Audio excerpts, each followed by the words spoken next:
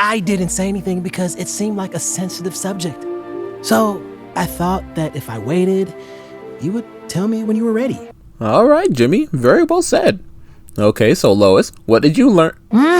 You've known this whole time? Why didn't you tell me? This bitch!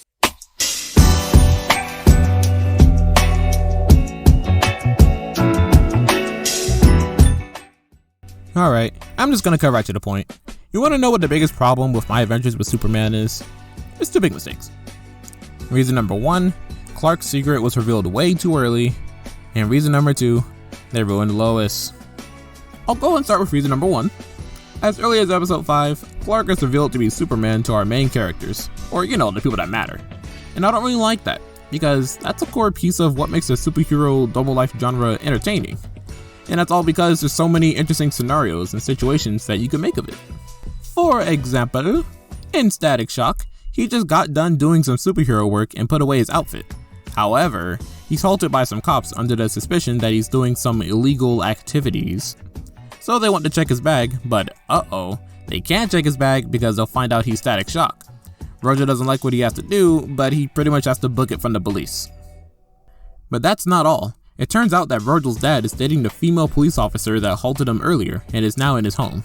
So of course she snitches, and Virgil has to take the heat from his dad for running from the cops. And also just not explaining why.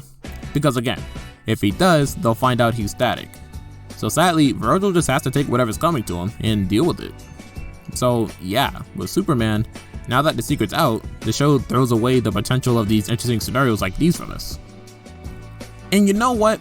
If you want to reveal a character's identity early in these types of shows, that's totally fine.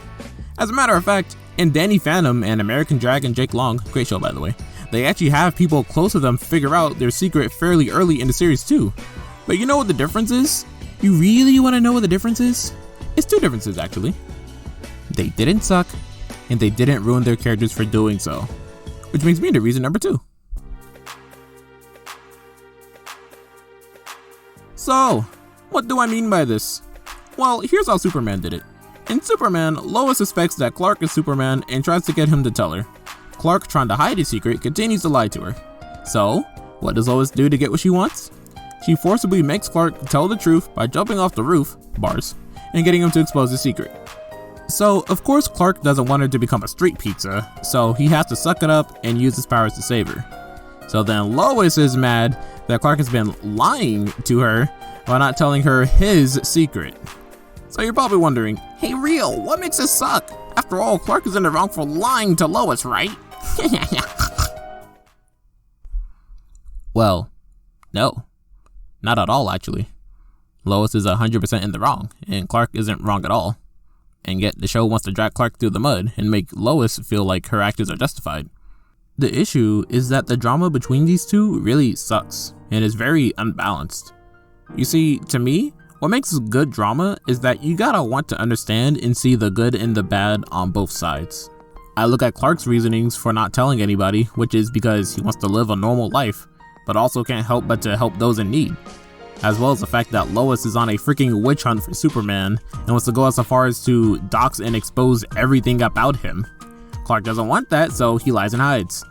I look at Lois's side and she doesn't like liars, which is fair, no one does. However, she's completely irrational. She's mad at Clark for not telling her his deeply personal secret, even though she doesn't have the right to know. It's none of her business, even less so because I've known each other for like, what, 2 weeks? You two are basically still strangers, so I don't know why she feels so entitled to someone else's private life. You can hardly say he lied about it. At some point, you're just not minding your own business. There's also the fact that Lois has lied plenty herself to Clark and to Jimmy.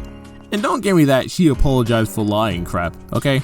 She literally went and lied twice more after the fact.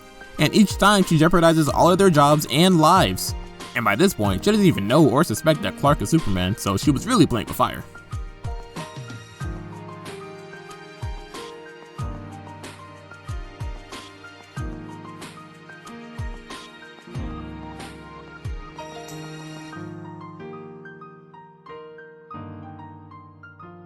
And while we're at it, we'll steal and commit just a little bit of identity theft, which is also a form of lying. And you know what? F it. Let's lie and steal from the police warden.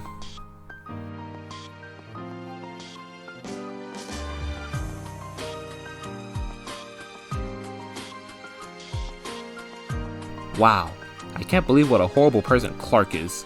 You are up, man. And you can say her hate of liars comes from the relationship with her dad, but that's your family though, bruh. You have a right to know and be mad about that because you've known him your whole life, as opposed to some guy you met like, what, 2 weeks ago? And people will bring up that she felt like Clark lying to her was like him lying about his feelings towards her, but that's such a weak argument. You two know and feel the emotional chemistry in the air. If she showed signs or insecurity of Clark potentially not liking her before then I could allow it. But she really pulled that out of thin air and is just looking for excuses to excuse her horrible actions. And you can tell she doesn't even try and see it from Clark's side because she doesn't even think about all the crazy crap she said she'd do when she finds Superman. That's like two online friends about to meet up for the first time, and on your way to the meeting spot, you find out that he's racist as hell and you're black as and the racist has the nerve to be mad at you for not telling them that.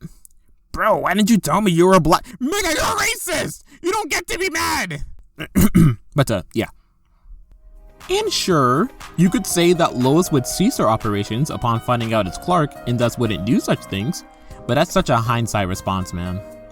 When it comes to situations like this, you really don't know until you know, and it could very easily have been the negative response that Clark was thinking of.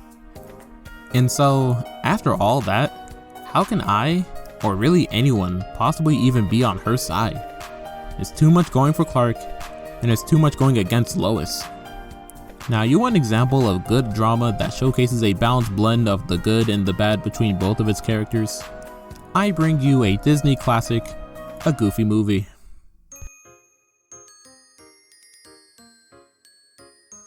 The main characters Max and Goofy both have their goals, but go about them in the wrong way. Max wants to hang with his friends and crush to go see a concert, and Goofy wants to bond with Max more and make sure he doesn't turn out a delinquent.